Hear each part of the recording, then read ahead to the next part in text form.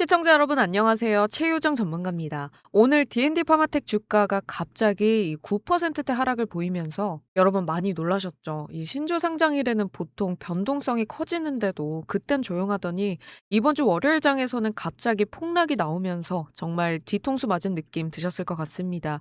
그래서 오늘은 이 주가 하락의 배경을 하나씩 풀어드리려고 하는데요. 영상 끝까지 보시면 오늘 하락은 너무 크게 걱정하지 않아도 되겠구나 하는 생각 드실 겁니다. 본격적으로 들어가기 전에 제 채널은 앞으로 나올 D&D 파마텍의 임상 결과와 기술 이전 이슈를 가장 빠르게 확인할 수 있는 채널이라고 생각합니다. 그래서 이슈들 놓치지 않으시도록 지금 채널 구독과 알림 설정까지 꼭 부탁드릴게요. 먼저 오늘 하락의 가장 큰 배경은요, 글로벌 이슈입니다. 노보 노디스크의 비만약 위고비 같은 성분인 이 먹는 GLP-1 약물이요, 알츠하이머 3상에서 주요 목표를 달성하지 못했던 뉴스가 전 세계를 돌았죠. 시장은 이 뉴스를 보면서 그럼 GLP-1으로 치매나 뇌질환까지 잡는 건 한계가 있겠구나 이렇게 판단을 했습니다. 그래서 GLP-1 계열 전체에 치매와 뇌질환 확장 스토리에 디스카운트를 주고 있는 거죠. D&D 파마텍도 GLP-1 기반의 뇌질환 파이프라인을 갖고 있다 보니까 현재 같이 눌리는 건 피하기 어려운 상황입니다.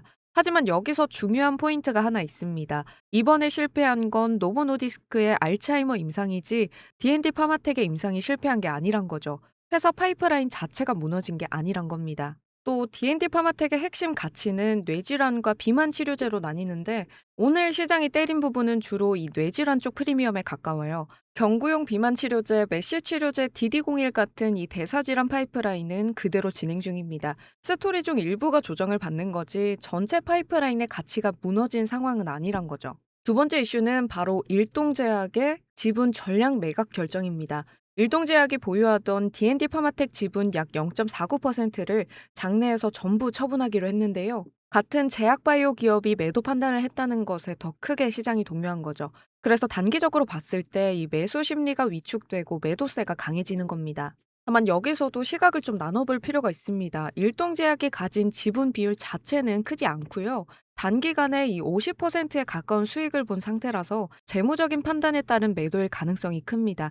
즉 회사에 뭔가 큰 문제가 생겨서 내부가 도망간다 이런 신호라기보다는요. 초기 투자자가 수익을 확정하고 나가는 구간 정도로 보는 게 더 합리적일 수 있다는 거죠. 결국에 이 이슈도 단기 수급 부담이지 회사 가치가 훼손되는 구조적 악재라고 보긴 어렵습니다. 세 번째 이슈는 자금 조달에 대한 시장의 불안입니다.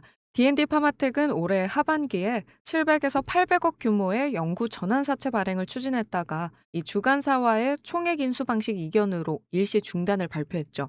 이 뉴스가 나오자마자 시장에서는 기업의 재정 상황을 걱정하게 된 건데요. 그런데 내용을 조금 더 들여다보면 D&D 파마텍은 이미 6월 말 기준 약 400억 수준의 현금을 보유하고 있습니다.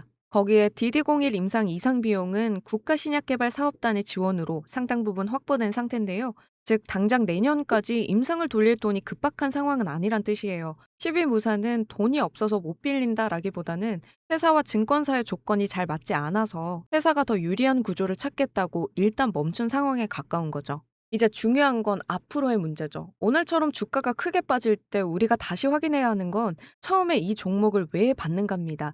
D&D 파마텍을 시장에서 주목했던 이유는 이 경구용 GLP-1 비만 치료제와 메시 치료제 DD01입니다. 미국 메세라와 2023년에서 24년에 걸쳐서 6개 경구용 비만 파이프라인을 약 1조 1천억 원 규모로 기술 이전했죠. 게다가 내년 1월에는 이 JP모건 헬스케어 컨퍼런스에서 DD01 관련 발표가 예정돼 있습니다.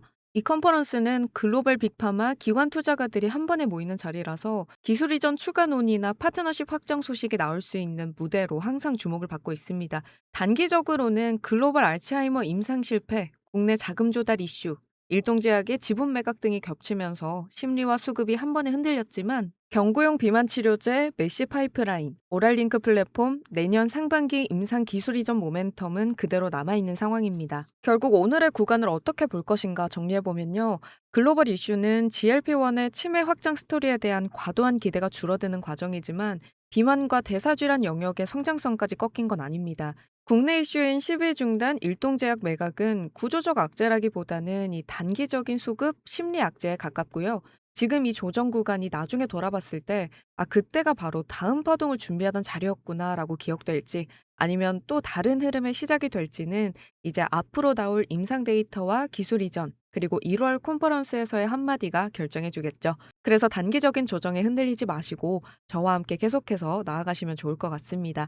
다음 영상도 꼭 시청 부탁드리고요. 꼭 채널 구독과 알림 설정하셔서 놓치시는 일 없으셨으면 좋겠습니다. 여러분 오늘도 수고 많으셨습니다. 감사합니다.